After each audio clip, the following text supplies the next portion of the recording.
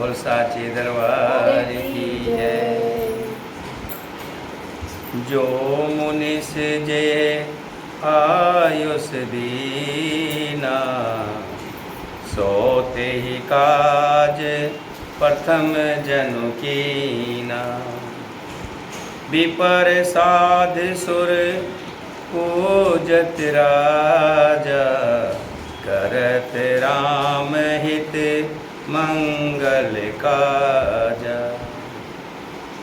बोलिए सियापति रामचंद्र भगवान की जय, सीता माता की जय, भक्त शत्रुघ्न की जय, बोल साचे दरबार की। बंधु पवन कुमार खलवन पावक ज्ञान घन, जा हृदय अगार बसे राम सर चाप धर। राम कथा के रसिक तुम, प्रभु तेज पुंज कपिधीर। राम कथा के रसिक तुम, भक्ति रहे मति धीर।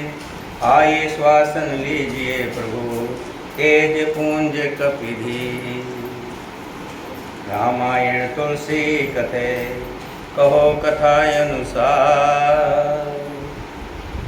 प्रेम सहित आसन गहो, आओ पवन कुमार। सियावर राम कथा आरंभ होते है, सुनो वीर हनुमान। राम लक्ष्मण जानकी सदा करो, सियावरी राम जय जय राम। मेरे प्रभु राम जय राम, सुनो श्री राम जय राम। मेरे प्रभु राम जय जय राम।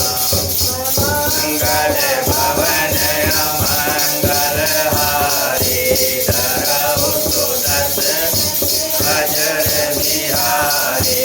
श्री राम जय राम जय जय राम, बोलो श्री राम जय राम।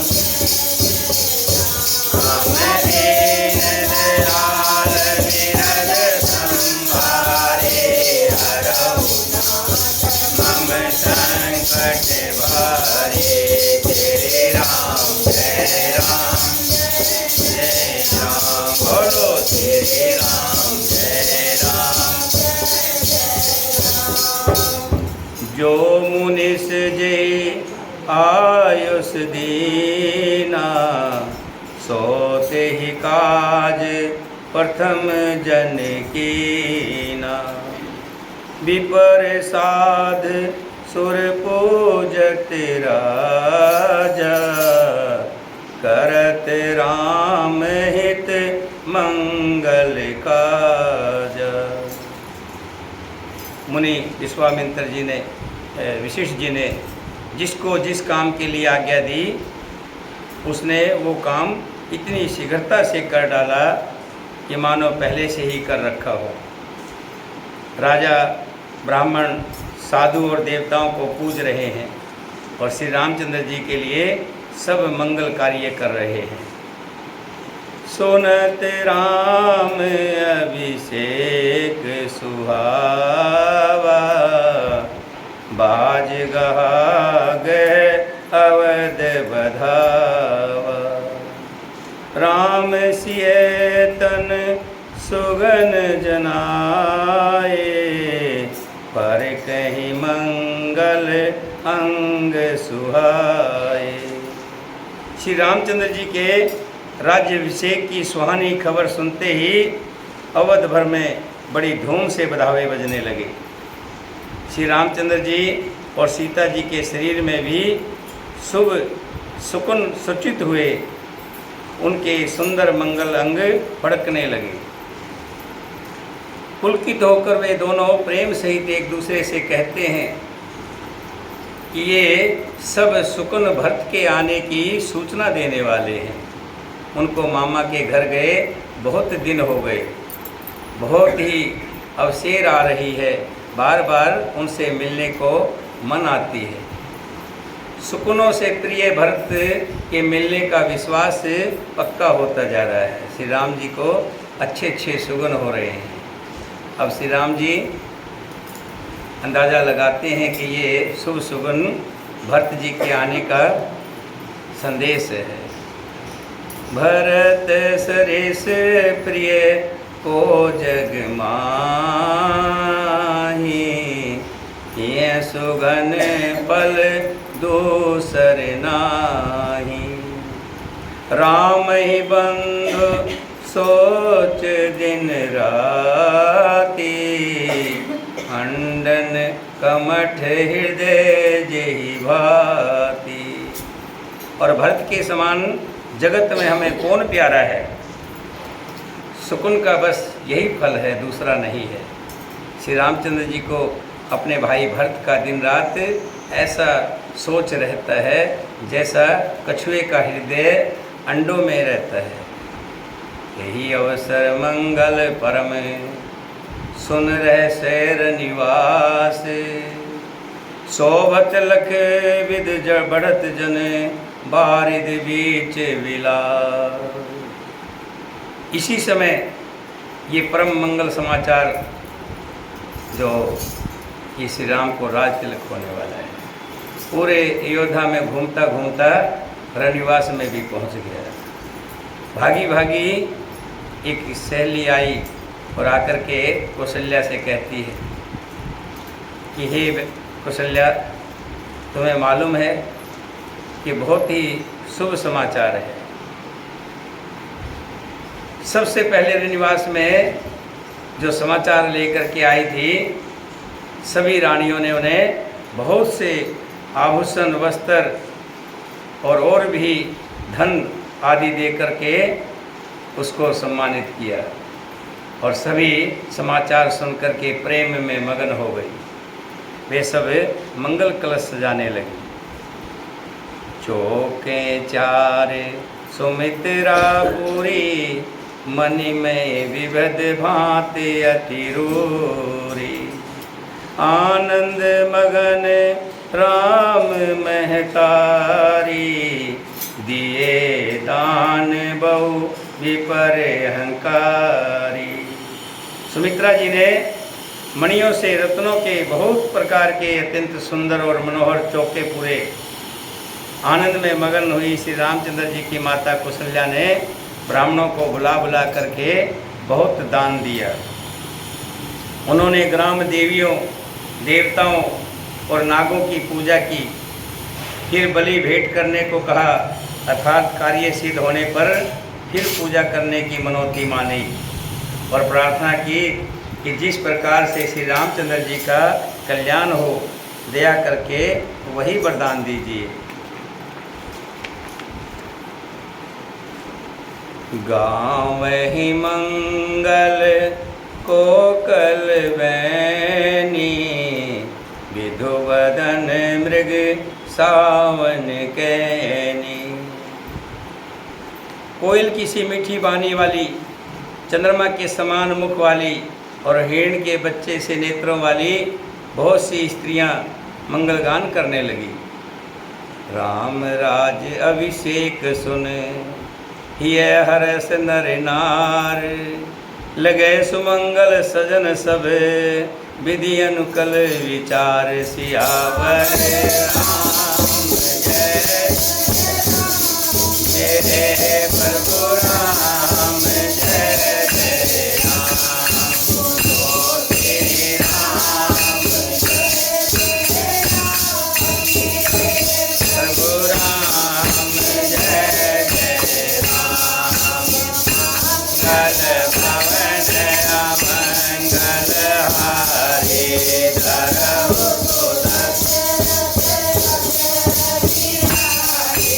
श्री राम जय राम, जय जय राम। बोलो श्री राम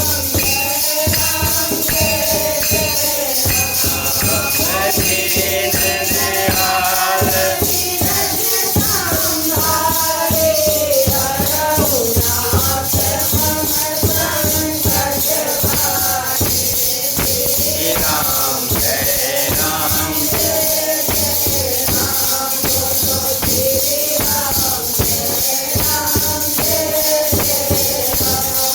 जिसने भी सुना और सुन कर के आनंद मगन हो गए कि आज श्री राम जी का राज्य तिलक होगा। ये बात जिसने भी सुनी सब हृदय से हर्षित हो उठे। अनुकूल अगले अपने अनुकूल समझकर सब सुंदर मंगल साज सजाने लगे। तब राजा ने वशिष्ठ जी को बुलाया और शिक्षा समयोचित उपदेश देने के लिए श्री रामचंद्र जी के महल में भेजा। गुरु वशिष्ठ जी को बुला करके कहा कि श्री राम जी अब युवराज बनेंगे, इसलिए उन्हें कुछ धर्म की और कुछ ज्ञान की बातें आपको सिखानी है। देखिए, जब तक जिम्मेवारी नहीं पड़ती तब तक चिंता नहीं होती, लेकिन जब जिम्मेवारी पड़ती है तब चिंता भी होती है। और ये बातें कौन बोध कराएगा? जो समझदार व्यक्ति होगा वही बोध कराता है। अयोध्या में सबसे समझदार कौन है? गुरु वशिष्ठ जी। राजा ने गुरु वशिष्ठ जी को बुलाया है और कहा कि श्री राम जी को वैसे तो भगवान स्वयं में ही बोध करते हैं इस बात का कि जिम्मेवारी समझते हैं, प्रजा के हित के लिए मुझे क्या करना चाहिए, बड़ों का मान सम्मान कैसे किया जाए, किसी को भी नाराज ना हो, सबके हित हेतु काम करते हैं। फिर भी कुछ रह गया हो उसके लिए वशिष्ठ जी को बुला करके राजा ने श्री रघुनाथ जी के पास भेजा है। और गुरु का आगमन सुनते ही रघुनाथ जी दरवाजे पर आकर गुरु जी को अंदर नहीं आने दिया। पता लग गया कि गुरु जी आ रहे हैं। दौड़े दौड़े गए हैं और दरवाजे पर ही मस्तक नवाया है, सिर नवाया है। सादर अर्घ दे घर आने, सोरे भात पूज सन्माने, गह चरण सिय सहित बिहोरी, बोले राम कमल कर जोरी। आदरपूर्वक अर्घ देकर उन्हें घर ले आए और सोपचार से पूजा करके उनका सम्मान किया। फिर सीता जी सहित गुरु जी के चरण स्पर्श किए और कमल के समान दोनों हाथों को जोड़कर श्री राम जी बोले, सेवक सदन स्वामी आगमन, मंगल मूल अमंगल दमनो। यद्यपि सेवक के घर स्वामी का पधारना मंगलों का मूल और अमंगल का नाश करने वाला होता है। देखिए, राम जी की एक राजा का लड़का है, एक राजा का राजकुमार है और कल राज तिलक होने वाला है। इतने बड़े पद पर योद्धा जो राजा दशरथ चक्रवर्ती राजा है, आसपास उनके बराबर का कोई राजा नहीं। नम्रता कितनी है श्री राम जी में। कहते हैं कि हे प्रभु, हाथ जोड़ करके कह रहे हैं वशिष्ठ जी से, हे प्रभु, वैसे तो गुरु मेरे घर आए, मेरे लिए बड़े सौभाग्य की बात है। स्वामी का पधारना सेवक के घर में, नो समझो कि उसके सारे अमंगल कट गए कि मेरे गुरु मेरे घर पर आए। फिर भी हे नाथ, उचित तो यही था कि प्रेम पूर्वक इस दास को बुला लिया होता, मैं हाजिर हो जाता। श्री राम जी कह रहे हैं, प्रभुता तज प्रभु कीन स्नेहु, भयो पुनित आज यह गेहु, आयुष होय सो करो गुसाई, सेवक लह स्वामी सेविकाई। परंतु प्रभु, आपने अपनी प्रभुता को छोड़कर, बड़ापन की छोड़ करके स्वयं मेरे घर आए हैं। ये आपका स्नेह नहीं तो और क्या है। इससे आज ये घर पवित्र हो गया है गोसाई। अब आप जो आज्ञा करें मैं वही करूं। स्वामी की सेवा में ही सेवक का लाभ होता है। श्री राम जी कह रहे हैं, सुन सने साने वचन। राम जी के स्नेह से सने हुए वचन सुन करके, सुने सने साने वचन, मुनि रघुवीर प्रशंस, राम कसने तुम कहो, अस हंस बस अवतंस, सियावर राम जय जय राम, जय जय राम, सुनो तेरी मेरे प्रभु राम, जय जय राम, जल पवन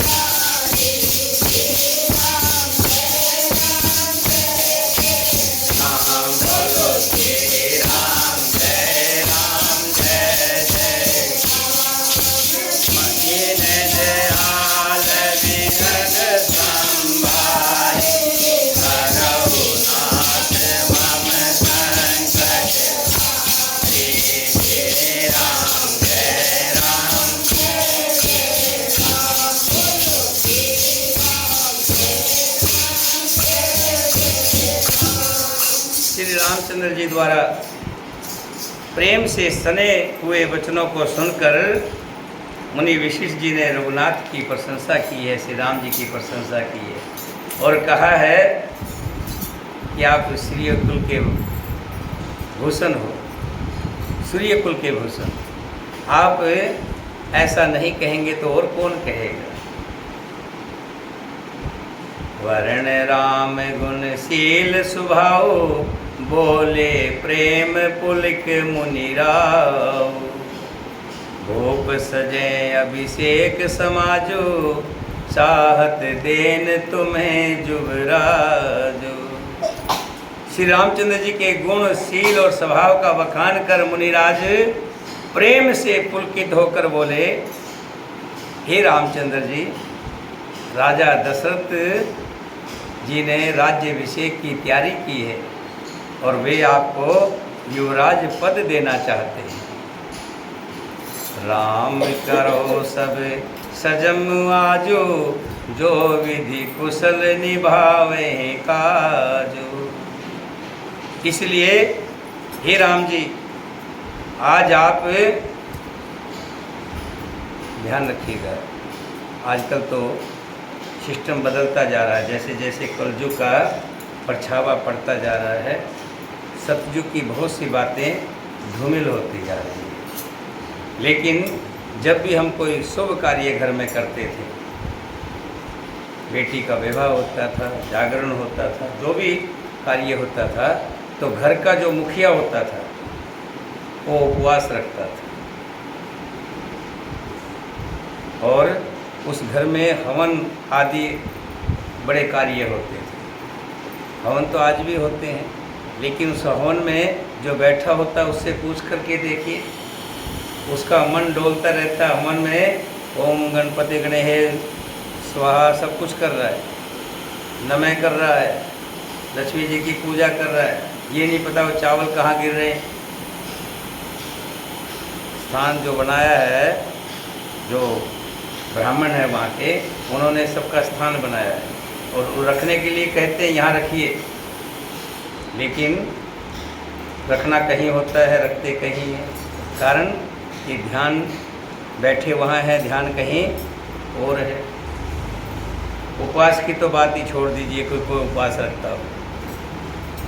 आज भी बहुत जगह जब तक लड़की डोली में नहीं बैठ जाती तब तक लड़की के परिवार वाले मुख में कुछ भी नहीं डालते, ऐसी प्रथा है। पहले तो थी। यही बात वशिष्ठ जी कह रहे हैं कि हे राम जी, आज आप उपवास हवन आदि विधि पूर्वक सब स्वयं कीजिए, जिससे विधाता कुशल पूर्वक इस काम को निभा दे, सफल कर दे। गुरु जी शिक्षा दे रहे हैं और बैठ कर के श्री राम जी शिक्षा को ग्रहण कर रहे हैं और वशिष्ठ जी मन ही मन सोच रहे हैं, देखिए प्रभु अपनी लीला कैसे कर रहे हैं, मनुष्यों से लीला कर रहे हैं। सबके जानी जात हजारों ऋषि मुनि उनको पाने के लिए तप करते हैं, तब भी उनका मिलना उतना ही कठिन है। लेकिन आज मनुष्य लीला के अंतर्गत श्री राम जी पूजा कर रहे हैं और गुरु वशिष्ठ जी उनको पूजा की विधि सुना रहे हैं। और बहुत सी शिक्षा देकर गुरु जी राजा दशरथ के पास चले गए। श्री राम जी के हृदय में ये सुनकर इस बात का खेद हुआ, दुख हुआ। क्या देखिए, बड़े व्यक्ति के मन में बड़ी बातें आती हैं और जो छोटा होता है उसकी सोच भी छोटी होती है। कहते व्यक्ति उम्र से बड़ा नहीं होता, विचारों से बड़ा होता है। जिसके विचार बड़े हैं वो बड़ा है। अब श्री राम जी के मन में एक बात का खेद हुआ है, दुख हुआ है। क्या? जन्म में एक संग सब भाई, भोजन शयन केल लरकाई, करण वेद उपवीत विवाह, संग संग सब भय उछाह। हम सब भाई एक साथ जन्मे, चारों का जन्म इकट्ठा हुआ।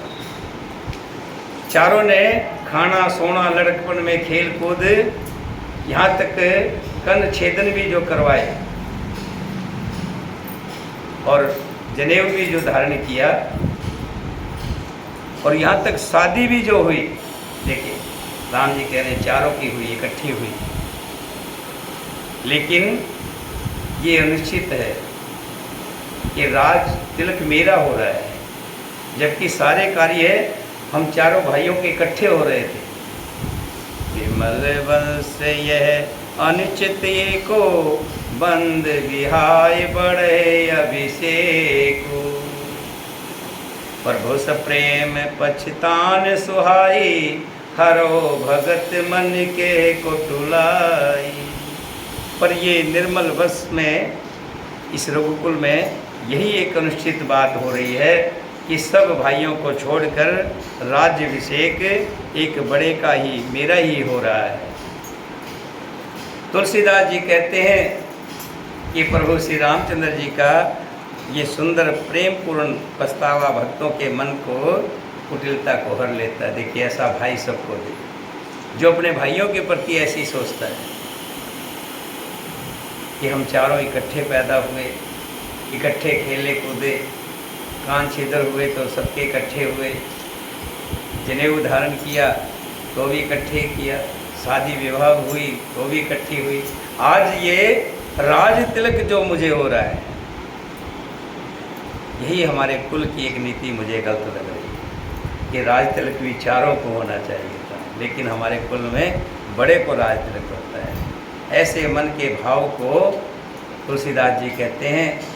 प्रभु श्री रामचंद्र जी का ये सुंदर प्रेम पूर्ण पछतावा भक्तों के मन को हर लेता है।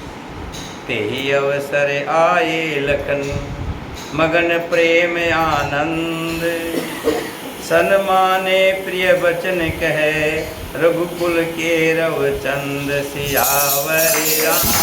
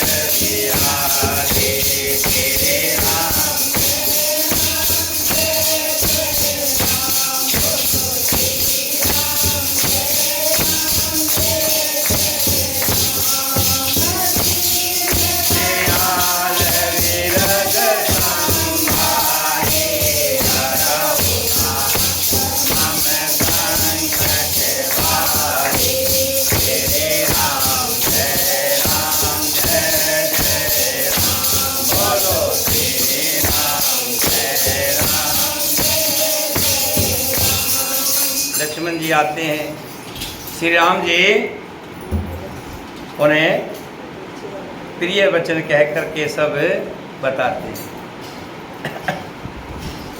जैसे जैसे नगर में सूचना पाई, ढोल बाजे नगाड़े वाले आ गए हैं और ढोल बजा करके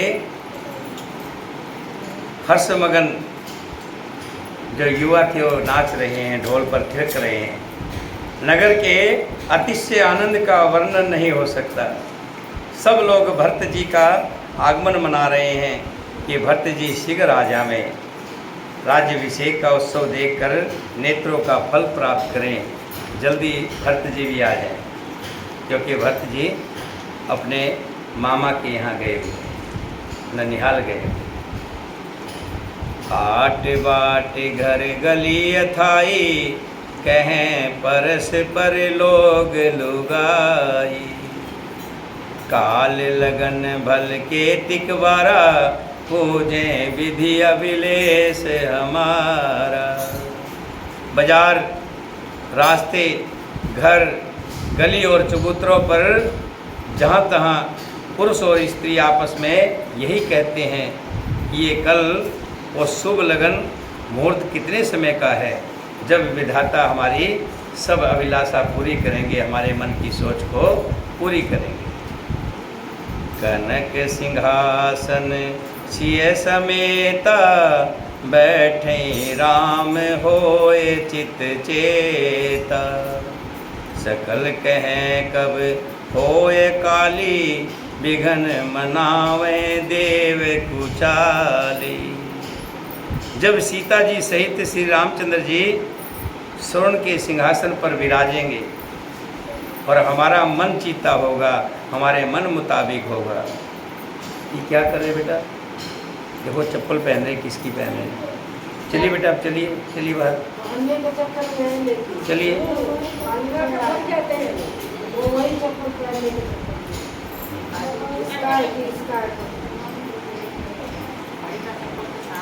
अभी पहनने लगा था, पाँव में डाल ले, ध्यान रखा करे, ऐसे कुछ हो तो बस बोल दिया कर। सब मन में यही सोच रहे हैं, बोले सियापति रामचंद्र भगवान की। सब मन में यही सोच रहे हैं कब मेरे राम जी और सीता जी सहित सोने के सिंहासन पर विराजेंगे और हमारे मन का चीता होगा, मन कामना पूर्ण होगी। इधर तो सब ये कह रहे हैं कि कब कल होगा, और उधर देखिए कुछ चक्री देवता विघन मना रहे हैं। जो देवता है वो सोच रहे हैं कि ये राज तिलक ना हो, राज तिलक रुक जाए। अगर ये राज तिलक हो गया तो फिर राक्षसों का वध कौन करेगा, हमारा उद्धार कौन करेगा?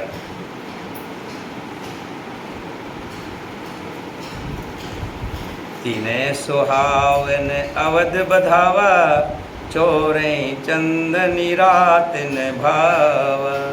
जैसे चोर को चांदनी रात अच्छी नहीं लगती है? चोर को तो अंधेरा भागता है, कब अंधेरा हो, कब मैं अपना कार्य करूं। इसी तरह से देवताओं को अयोध्या में ढोल बज रहे हैं, नगाड़े बज रहे हैं, नहीं सुहा रहे। सब देवताओं ने सरस्वती जी का आह्वान किया है, सरस्वती जी को बुलाया है और बार बार उनके पैरों को पकड़कर उनके पैरों पर गिरते हैं। विपत हमारे विलोक बड़े, मात करो सोई आज, राम जायन बन राज, तज होए सकल सुर काज। वो कहते हैं, हे माता, हमारी बड़ी विपत्ति को देखकर आज आप वही कीजिए जिससे श्री रामचंद्र जी राज्य को त्याग कर वन को चले जाएं और देवताओं का सब कार्य सिद्ध हो जाए। देवताओं की विनती सुनकर सरस्वती जी खड़ी खड़ी पछता रही है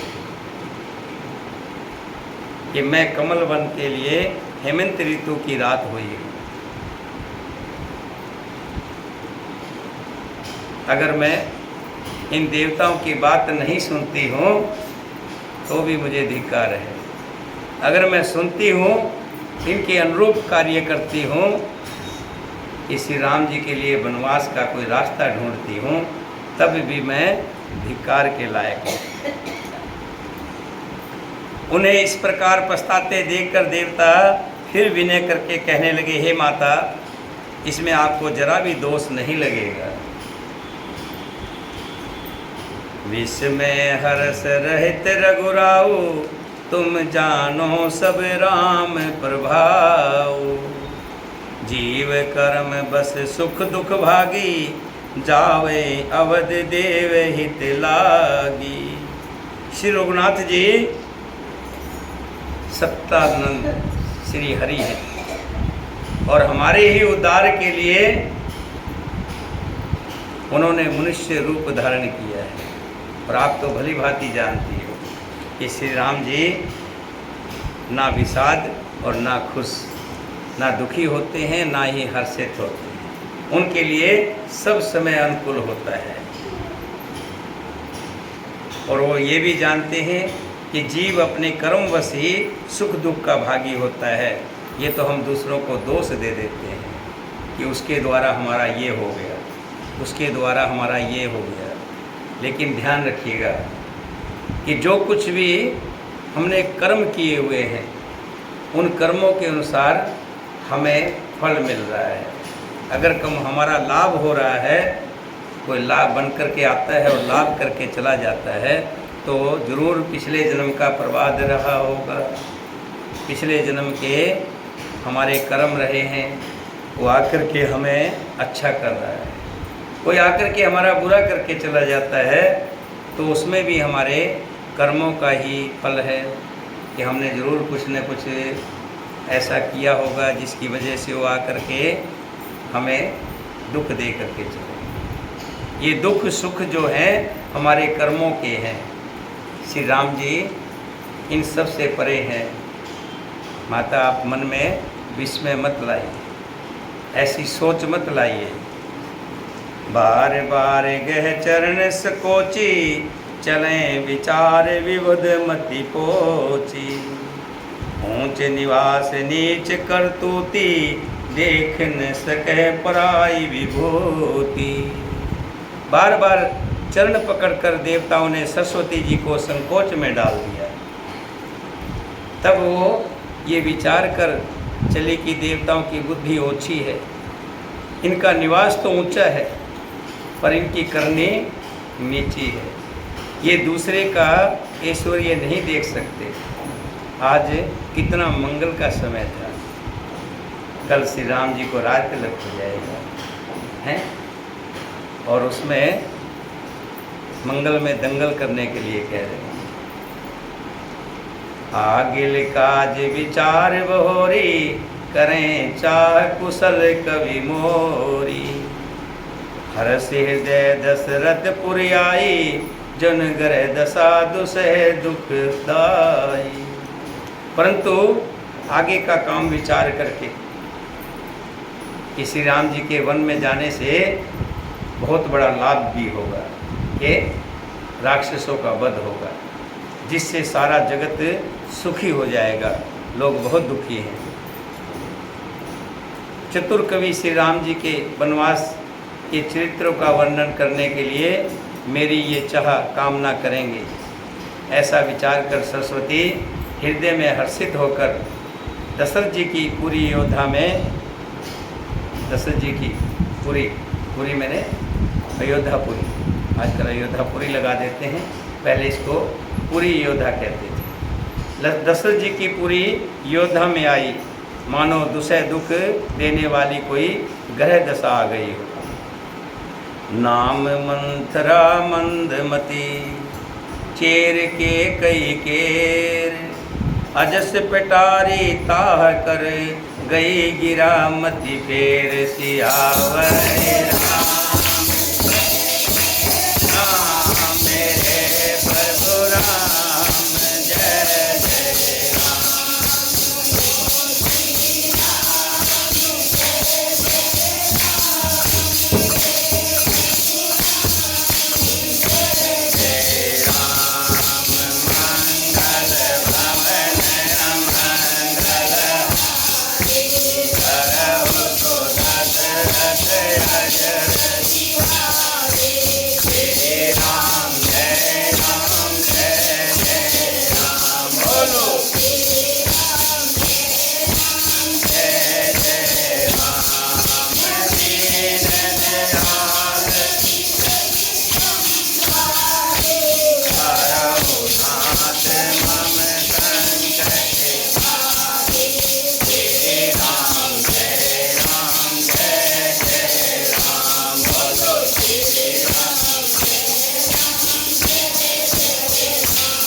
सरस्वती जी ने बहुत विचार किया कि मैं इस कार्य को कैसे करूं, किसके द्वारा, किसको माध्यम बना करके करूं।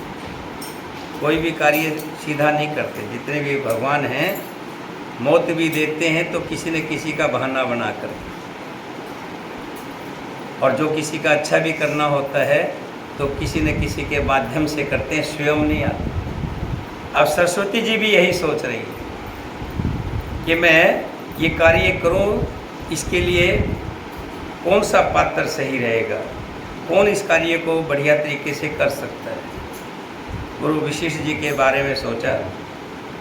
गुरु वशिष्ठ जी ऐसा कार्य कभी नहीं करेंगे, प्राण चले जाएंगे लेकिन वो कार्य नहीं करेंगे कि श्री राम को वनवास हो जाए, कि मैं दशरथ के पास जाऊं, कि उनकी बुद्धि को फेर दूं। नहीं नहीं, कदापि नहीं, ऐसा नहीं होगा। दशरथ जी भी इस कार्य को नहीं कर सकते कि मैं कैकेयी के पास चली जाती हूँ, सीधी उसी की बुद्धि फेर देती हूँ। नहीं, कैकेयी भी ऐसा कार्य कभी नहीं करती, क्योंकि वो तो कौशल्या से भी ज़्यादा प्यार करती है। नगर निवासियों में पूरा मन लगाया, देखा, विचार किया कौन हो सकता है। जब कहीं भी नहीं पहुँचे तो फिर ध्यान आया कैकेयी की दासी मंथरा। मंथरा कैकेयी के पास रहती है और इस नाते कैकेयी की अतिशय प्रिय भी है। कैकेयी की बात, राजा की बात कौन मानेगा? जो राजा के पास रहता होगा, हैं? राजा उसी की बात को मानेंगे ना। जो राजा के पास रहता ही नहीं, हम जाके कहें ये बात है तो वो हमारी बात थोड़ा मानेगा। तो कैकेयी के पास मंथरा रहती है और मंथरा कैकेयी की अतिशय भी है, बहुत पुरानी दासी है और ये कार्य वो बेवकूफ़ी बढ़िया तरीके से निपटा सकती है। तब सरस्वती जी कैकेयी की बुद्धि में घुस गई, जीवा पर बैठ गई। मंथरा नाम की कैकेयी की एक मंदबुद्धि दासी थी, उसे अपयश की पिटारी बनाकर सरस्वती जी उसकी बुद्धि को फेर कर वहाँ से चली गई। देख मंथरा नगर बनावा, मंजल मंगल बाज बधावा। पूछे हैं लोगन कहा उछाओ, राम तिलक सुन भाव दाओ। मंथरा ने देखा कि नगर सजाया हुआ है, सुंदर मंगल में बधावे बज रहे हैं। उसने लोगों से पूछा कि कैसा उत्सव हो रहा है। तो किसी ने बताया कि श्री रामचंद्र जी का राज तिलक हो रहा है। अगर सरस्वती जी उनकी बुद्धि ना फेर के गई होती तो यहाँ पर मंथरा बड़ी खुश होती। नाचती हुई भागती भागती जाती, कैकेयी को सुनाती ये बात ताकि मुझे कुछ उपहार मिलेगा। लेकिन बुद्धि पलट दी है सरस्वती जी ने। जहाँ खुशी होने की बात थी वहाँ अंदर से जल उठे, हृदय जल उठा। राम तिलक सुन भाव उर दाहु, हृदय जो है जलने लगा, दहाने लगा। करें विचार कुबद कुजाती, होए अकाज कवन विधि राती। देख लाग मुधि कुटल किराती, जिम गव तक लेव के ही भाती। ओ दुबुद्धि नीच जाति वाली दासी विचार करने लगी। यहाँ बुरा मत मानिएगा, इसमें मंथरा का भी कोई दोष नहीं है और कैकेयी का तो कोई दोष दे, मैं तो कहता हूँ उस दोषी को भी दोष लग जाए। जो दोष देने वाला है उसको दोष नहीं है, क्योंकि कैकेयी तो श्री राम जी को कौशल्या से ज़्यादा प्यार करती थी। और यहाँ तक कई जगह लिखा हुआ है कि श्री राम जी कौशल्या से ज़्यादा कैकेयी की गोद में रहते। उन्हीं के पास ठहरते थे। और वो मन में विचार करने लगे किस प्रकार से ये काम रात ही रात में बिगड़ जाए, क्योंकि अगर सुबह हो गई तो फिर तो खत्म मामला। सुबह होते तो रात तिलक हो जाएगा। ये काम तो आज ही इसी तरह से हो, जैसे कोई कुटिल भिलनी शहद का छत्ता लगा देकर घात लगाती है। उसको इस बात की चिंता नहीं होती कि कितनी मक्खियाँ उसमें मरेंगी, कितने उसमें बच्चे भी होंगे उनके, लेकिन इस बात की परवाह नहीं होती। उसको तो अपने स्वार्थ से मतलब होता है। घात लगाती रहती है जैसे एक भिलनी, और इसको किस तरह से उखाड़ लूँ। इसी तरह से आज मंथरा मन में विचार कर रही है। भरत मात पही गह बिलखानी, का अनमन हंस कहे हंस रानी। उतर देन ले उसासु, नार चरित कर ढारे आसु। वो उदास होकर भरत जी की माता कैकेयी के पास गई। रानी कैकेयी ने हंसकर कहा, तू उदास क्यों है? मंथरा कुछ उत्तर क्यों नहीं देती? केवल लंबी लंबी सांस क्यों ले रही है? और मंथरा जो है क्रिया चित्र करके कुछ बोल नहीं रही, आंसू ठरका रही है, आंसू गिर रहे हैं, मानो पूरी नदी यहीं बह जाएगी। हंस कहरान गाल बड़ तोरे, दीन लखन सिख अस मन मोरे।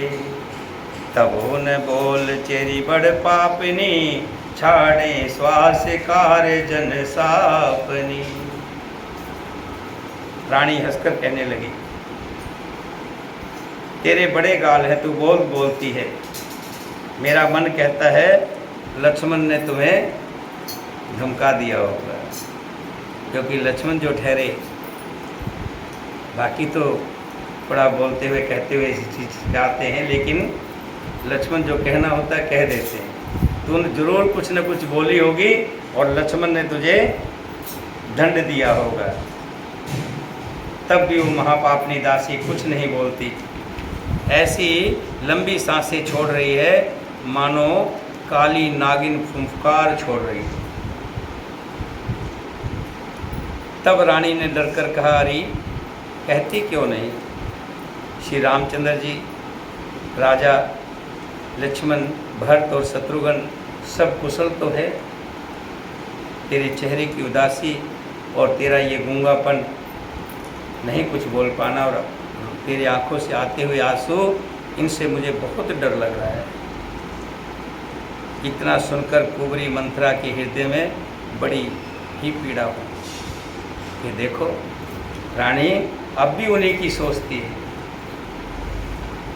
कत सिख दे हमें को माई, गाल करब के ही कर बल पाई। कहने लगी, हे माई, हमें कोई क्या सीख देगा और हम किसके बल पर गाल बजाएंगे? बड़ा बड़ा कर बोलूँगी, किसी की ताकत हो तभी तो बोलूँगी। हमारा कौन है कि जिसकी सह पर मैं बोलूँगी? रामचंद्र को छोड़कर आज और किसकी कुशल है? आज एक रामचंद्र जी कुशल हैं पूरी अयोध्या के अंदर, बाकी कोई कुशल नहीं है।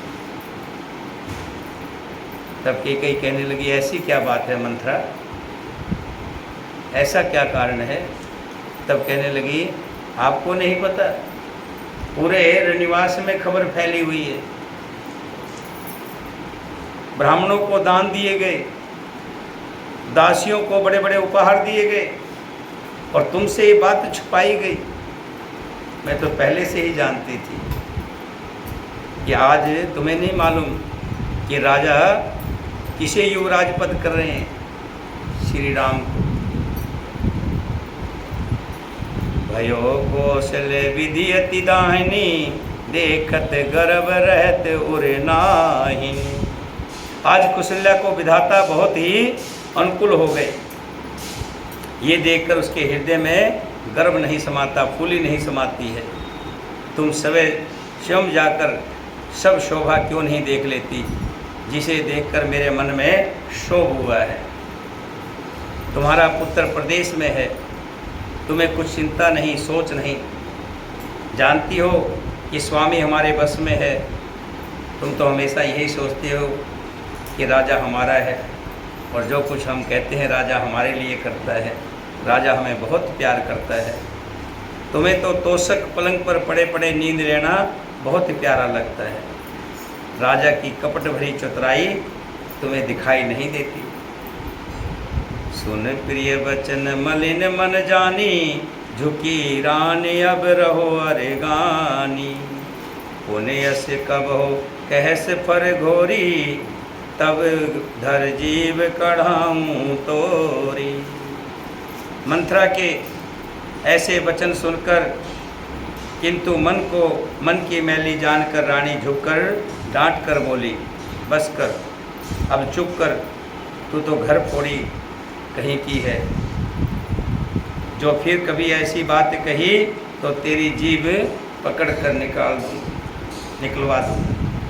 तुझे पता नहीं, हमारे रघुकुल के अंदर जो बड़ा होता है उसी का ही राज तिलक होता है, और श्री राम बड़े हैं चारों में से, और स्वाभाविक ही राम को राज तिलक होना ही चाहिए। और साथ में धमकाते हुए कह रही है मंथरा को, काणे खोरे कुबरे कुटिल कुचाली जान, तिये विशेष पुन चेर कहे, भरत मात मुस्कान सियावर।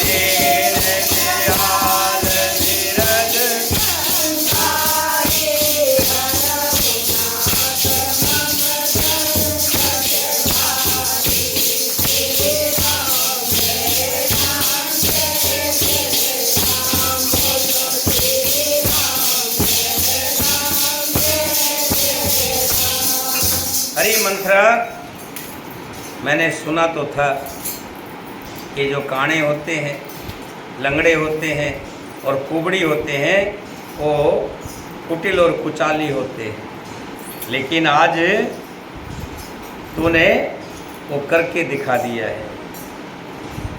मेरा बस चलता तो मैं तेरी जीभ को निकाल कर मुख से अलग कर देती, और तेरी ये खोपड़ी है इसको फोड़ देती।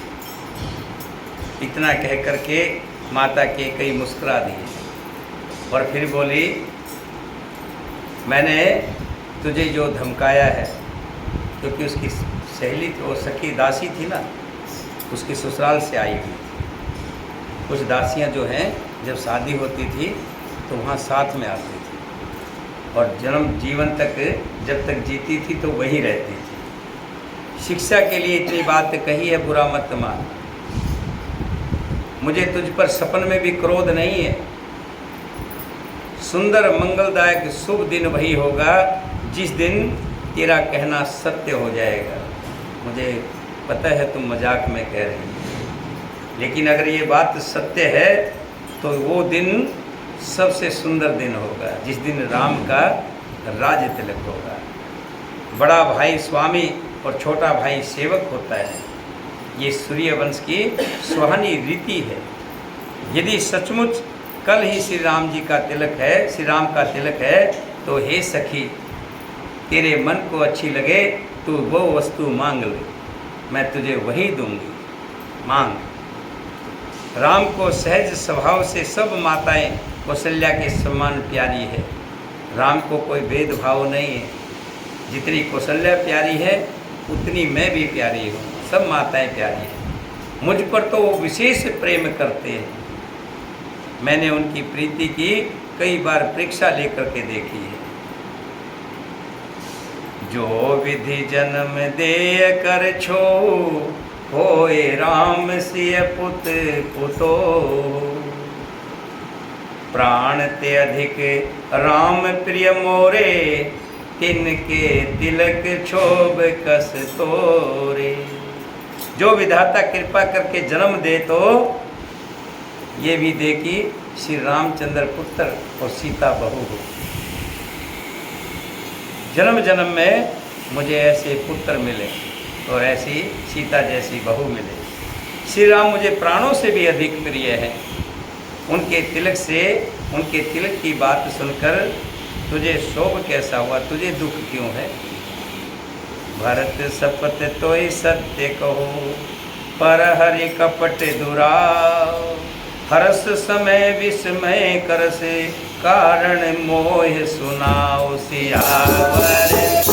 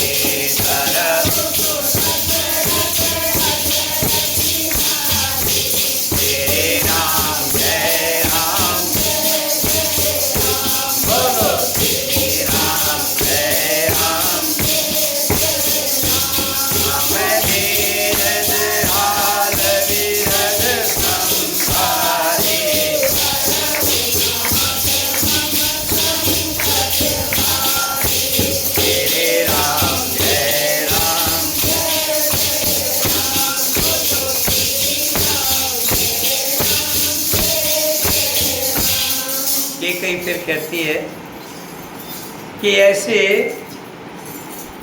शुभ अवसर पर खुशी की बात सुन के तुझे दुख क्यों हुआ? तुझे भरत की सौगंध है, मैं तुझे भरत की सौगंध देती हूँ। छल कपट छोड़कर सच सच कह, तू खुशी के समय में दुख क्यों कर रही है? मुझे इसका कारण बता। मंथरा ने कहा, पहले तो मैं बोली नहीं थी, तब भी तुमने मेरी जीभ कटवा दी थी। सारी आशाएं तो एक ही बार कहने में पूरी हो गई, अब तो दूसरी जीभ लगाकर कुछ कहूँगी। मेरा अभागा कपाल तो फोड़ने ही योग्य है। रानी तुम ठीक कहती हो, ये कपाल इसको तो फोड़ ही जाना चाहिए। जो अच्छी बात करने पर भी आपको दुख होता है, जो झूठी सच्ची बातें बनाकर कहते हैं माई, वे ही तुम्हें प्रिय लगते और मैं कड़वी लगती हूँ। अब मैं भी ठुकर सुहाती मुँह देखी बात कहा करूँगी, नहीं तो चुप ही रहा करूँगी। कर कुरूप विधि परवश कीना, पवा सोलून लहे जो दीना। विधाता ने कुरूप बना के मुझे परवश कर दिया। दूसरे का इसमें क्या दोष है? परमात्मा ने मुझे कुबड़ी बना दिया। जो बोया सो काट रही हूँ, जो दिया होगा पिछले जन्म में वही पाती हूँ। अभी मैंने बताया था ना कि हमारे जो दुख सुख हैं सही मायने में तो हमारे पिछले जन्मों के प्रभात हैं। गुरु परमहंस स्वामी हुए जो काली के परम भक्त थे, लेकिन आखिरी समय में उनको कैंसर हो गया था और भक्तों ने कहा कि तुम तो काली माता से सीधे बात करते हो, उनसे कह करके ठीक क्यों नहीं करवा लेते? तब संत परमहंस ने कहा कि ये मेरे पिछले जन्म के प्रबोध हैं, मैं इसके बीच में अपनी माता को क्यों लाऊं? मैंने वो रखे हैं तो मैं काटूंगा।